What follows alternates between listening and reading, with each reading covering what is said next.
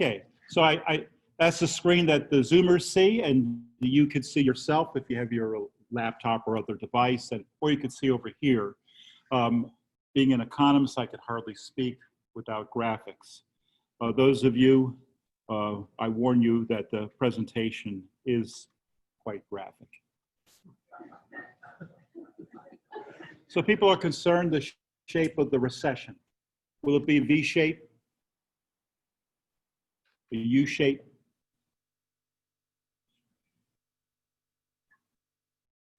Or are we a bunch of losers? I've fallen and I can't get up. Well, we'll take a look. Here I have the unemployment rate. You see it skyrocket. It's hard to see it decline. I have the whole history here. So I focus on just the last several years. You can see that the unemployment rate has fallen a lot. But this is maybe certain people. Is this going to be generalizable? Will we continue to see the unemployment rate drop in this fashion? I'll take a quick look at the distribution of the harm. Who's hurting out there? Roughly speaking, it's everybody, but women more so than men. The last recession was a man's session. Now we have a stroke for equality. We see that all the demographics have been hit pretty hard. It looks like Hispanics were hit the hardest. In terms of ages, all were hit hard. Relatively speaking, it's the 20 to 24-year-olds who have been hit the hardest. In terms of education profile, again, everyone has been hit hard. The college graduates, not as much as others, and that might be because they already have a place of employment. So this has been a non-discriminatory virus. It's really what the program, Antifa virus. I'm going to look at the leading indicators. These are picked without a theory, on an empirical basis. They help us to identify business turning points. I get these from the conference board. And as to what they're supposed to lead, we could look at the circular flow. On the outside, we have employment and production. Those are the real flows in the economy. And on the inside, going this way, we have sales and income. And now we can try to do both of those. Can you do both of those at the same time? All right. So that's what the leading indicators are supposed to lead. I'm going to skip through the history because we only have a little bit of time in the present. And I'm going to look over here at the recent behavior of the leading indicators. So you see they turned around. It looks like in March or April of 2009. The economy subsequently turned around. That is to say, the leading indicators led. And the leading indicators have a lot of gyration. There were some false, well, there was actually no false signal. There was some ominous times, a time when the leading indicators went down, but you need 3 months in a row of the leading indicators to decline to have an actual signal of a recession. And we got that recently. Before the coronavirus, the leading indicators forecasted the coronavirus. Whoa, this economic stuff is like powerful. Now the economy, those 4 coincident indicators, production, employment, sales, and income, you can see it moved up rather smoothly through the whole time, except then it did collapse. But you look, the leading indicators are rebounding sharply, and the coincident indicators are as well. Now I'm going to look at confidence. I'll start with business confidence. And my measure is an amalgam of almost 24 other surveys of business confidence, including surveys of CPAs, CEOs, human resource managers, supply chain managers, small business people. Some of you might be in these surveys when they're being taken. Okay, this is the history. Again, I'm going to skip through. I'll just tell you that it has a good track record. And here you see the leading indicators you could see the business confidence falling as we wound up going into the Great Recession. You could see they turned around and started up before the economy turned around. That is to say, they led. And you could see it's been fluctuating a lot. Actually, business confidence is not part of the leading indicators. There's some components of some of the surveys that are in the leading indicators, but business confidence itself, you notice over here, a lot of random movements. There might be explanations for those, but you'll see that the business community start to feel soft about the economy and their own business prospects. And then with the coronavirus, that collapsed. Business confidence did not fall as far deeply as it did during the Great Recession, but it fell nearly that much. On the other hand, it perked back up pretty well. So business people are not yet in the confident range. They're near the neutral range. The way I present these numbers, the 50 is neutral, 100 is very optimistic. You actually can't reach that. And 0 is very pessimistic, and you can't reach that either. And so I scale all the underlying surveys to this same measurement.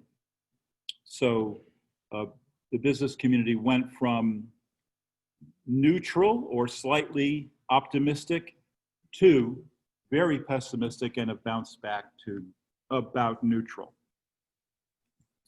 We'll now look over at the consumer side.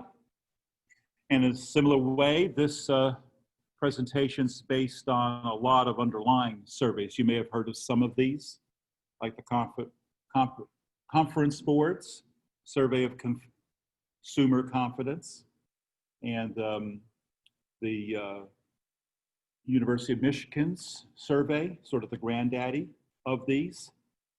Actually, I have lots of surveys from the past that no longer exist, including surveys, some that predate the University of Michigan.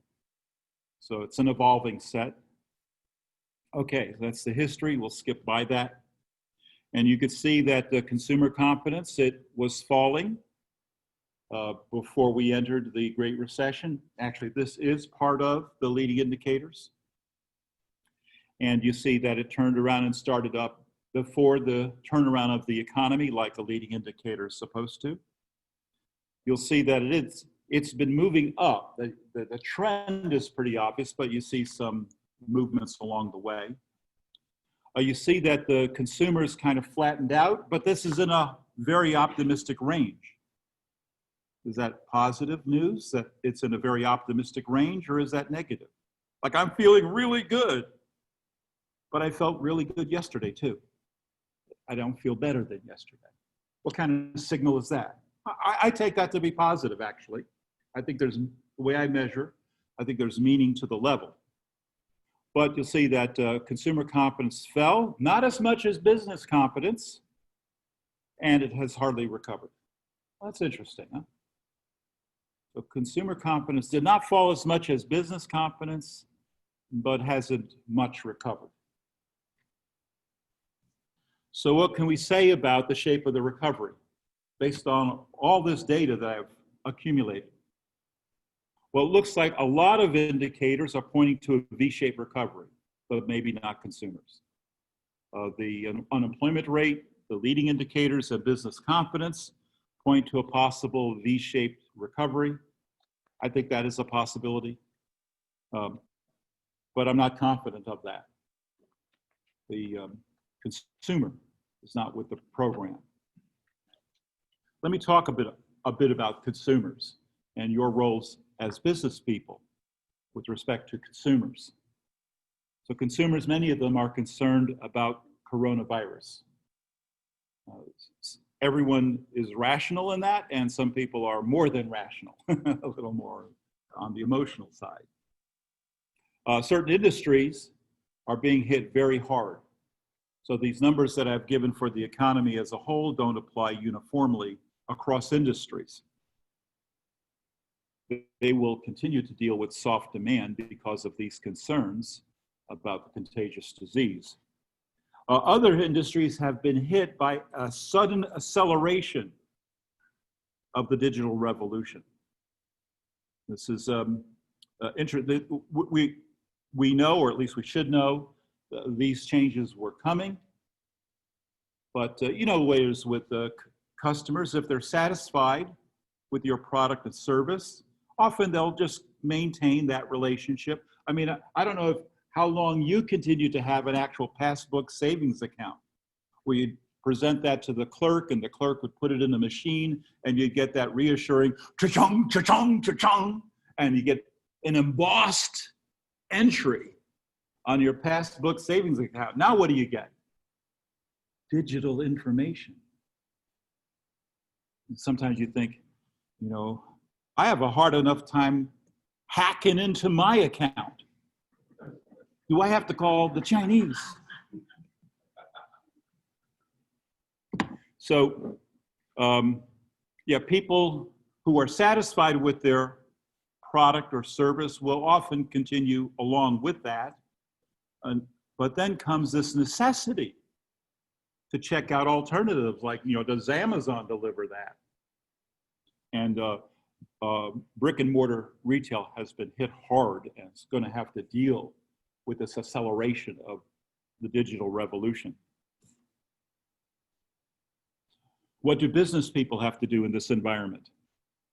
Business people have to maintain or regain the trust of their employers and their customers. We see a real hard time on the part of public school teachers. They don't want to go in the classroom. I'm not sure this is a majority of them, but that's what the unions are representing. So over at Shenandoah University, we don't have an option. We just can't call up the treasurer of the state of Virginia and say, send us money. We got to get customers at our place. And you have that same problem.